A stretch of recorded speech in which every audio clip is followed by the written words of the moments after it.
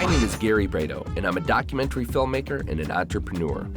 The economy is in less than perfect shape, and when the jobs go away, there's nothing left to do but get up and get creative. And there are people all over America doing just that. It's estimated that up to 85% of new businesses fail. So I'm going coast to coast to hear the personal stories of the people who beat the odds and started a successful business from the ground up. This is Startup. The entrepreneurial spirit is alive and well. In Walsh College's business launch entrepreneurial community, consultants provide advice to aspiring business starters. More information available online.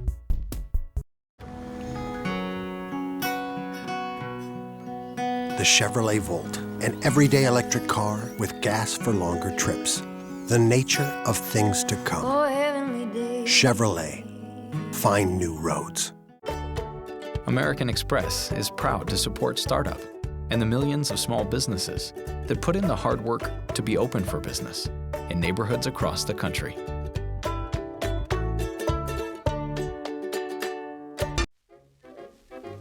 I'm in the Bed-Stuy neighborhood of Brooklyn, New York. We're gonna go talk to Monique Greenwood, who created Akwaaba Bed and Breakfast. Now, with this dramatic career change of going from the editor-in-chief of Essence magazine to waking up every morning to prepare breakfast for her guests at the B&B, we're gonna find out how this decision ended up being the key to her true happiness. Let's go hear her story. A bed and breakfast, often referred to as a B&B, is a type of lodging typically operated in a large, single-family residence. Guests are accommodated at night in private bedrooms where breakfast is served in the morning. The host family's local knowledge is often a tremendous asset for guests looking for a deeper understanding of the area.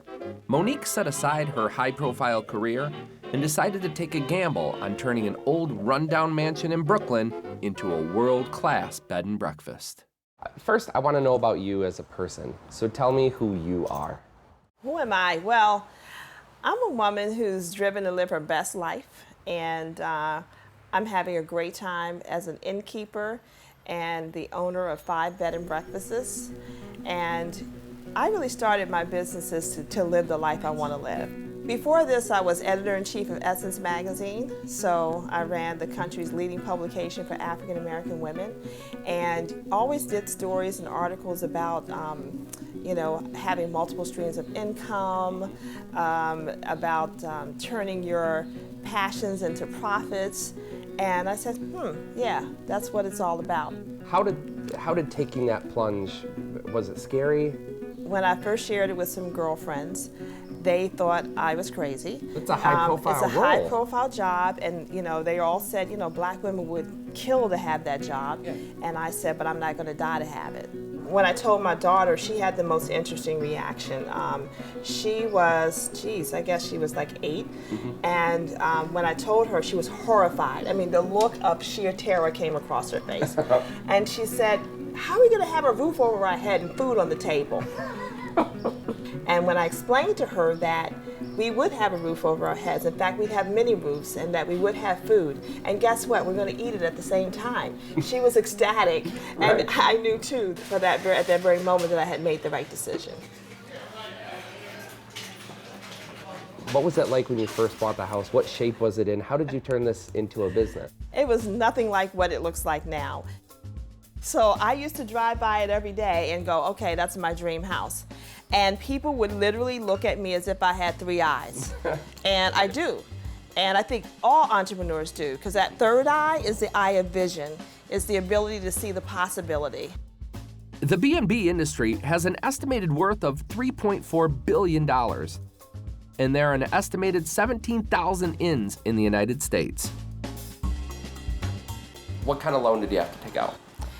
We took out a basic home mortgage because we actually live here, and the interest rates are going to be less on a home mortgage, and you also have to put down less down payment when you're buying a residential property versus a commercial property. Sure. We use a lot of ingenuity to get it done. Where we didn't have money, we did a lot of bartering. We had plumbers who fixed pipes and electricians who ran wire, and we said, okay, bring your girlfriend here to propose. You said you want to get married, right? We'll make it beautiful. What type of additional licenses, or did the health department have to come in, or how does that work? That was probably our most challenging part. First of all, New York City didn't really know of bed and breakfast. When you think of a bed and breakfast, you think of the country, rolling hills, not the middle of Brooklyn. And so the city itself didn't really have any legislation or any building codes as it related to a B&B. And then we did get some drama and some trouble about, I guess we were open maybe 4 months, and the buildings department came and they said, you can't have a hotel in the middle of a residential block. And we said, we're not a hotel, we're a bed and breakfast. Well, they didn't know how to define that, so they came in with all their rules and regulations as it related to hotels, which we could never comply with. Exactly. So it was traumatic because we were open for maybe 4 or 5 months, and then we were closed down. For how long? Let's see, probably 3 months. It was amazing because the community rallied around us, and we did petitions. I was from the pulpits of churches. They were signing. It was in stores and shops, and everybody said, "No, save our bed and breakfast." And then someone read about it in the newspaper, and he was an architect. He went combed through the building codes. He saw the loophole. He said, okay, yes, you can have a bed and breakfast. Here's why. Here's the code. We presented that. They were like, okay, hands off. A common problem for new businesses is that they overestimate the size of their potential market. The U.S. Census Bureau can be a valuable tool to gain realistic knowledge of the size of your market and your target demographic. I know every guest's name. We give that personalization. So how does one properly make a bed at Akwaaba? Okay, well, these guests are Oh out. my gosh, these pillows. Right, they're nice, right? And I love it because when when the guests leave and we go in to clean the bathroom, there's not a piece of soap, there's not a shampoo, right. There's not a lotion. But that's good because they take it home with them. And then every time they put that on, they think about us. The guest comes over and then they're in their bathroom. Yeah, what is this? Exactly. The mugs that say Akwaaba, they're drinking from that at work. People say, what is that? How do you pronounce that? And they start talking about the great vacation they had.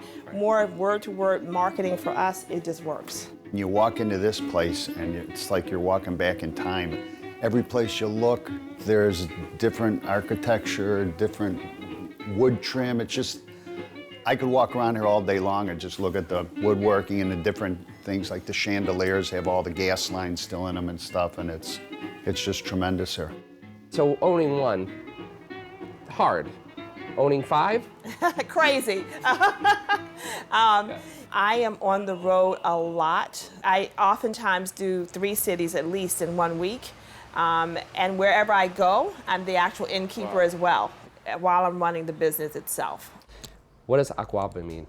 Akwaaba means welcome in a language spoken in Ghana, West Africa. I like the meaning of the word. That means welcome, relevant to what I do. It's a lyrical word, and it starts with an A, which means we're typically first on most lists because they do it in alphabetical order. So when we ask folks who come from Holland, for example, the guests here now, how did you hear about us? They said, we saw the great reviews on TripAdvisor. Then we went to your website. We may not have had any real contact with that guest until they show up at the door. And that's what technology and social media has allowed to happen. What advice do you have for other entrepreneurs or people that are employed, not happy, underemployed, unemployed, whatever the case may be? Get out. Get out. Life's too short. Don't spend your days working a job that doesn't fulfill you, working with people who don't honor you. You don't have to believe that because you're not wealthy, because you don't have a college degree, none of those things should stop you. I'm the first to graduate college in the history of my last name. I just believe that I was entitled to it. You got to start somewhere. Thank you so much for Thank talking you. to us Those are the today. bells from the church. I really it's appreciate like a lovely it. village filling, right?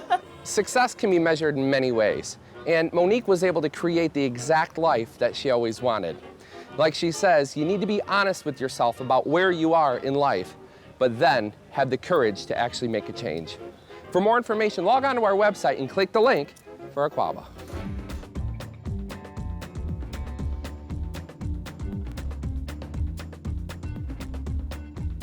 What do you call organic food? What did they call organic food in 1950? No idea. Food. Exactly. Exactly.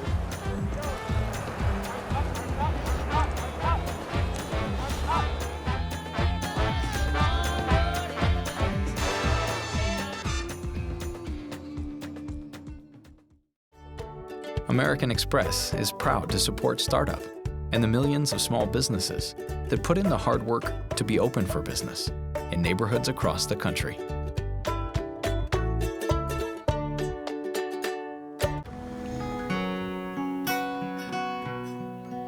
The Chevrolet Volt, an everyday electric car with gas for longer trips. The nature of things to come. Chevrolet. Find new roads. The entrepreneurial spirit is alive and well in Walsh College's business launch entrepreneurial community. Consultants provide advice to aspiring business starters.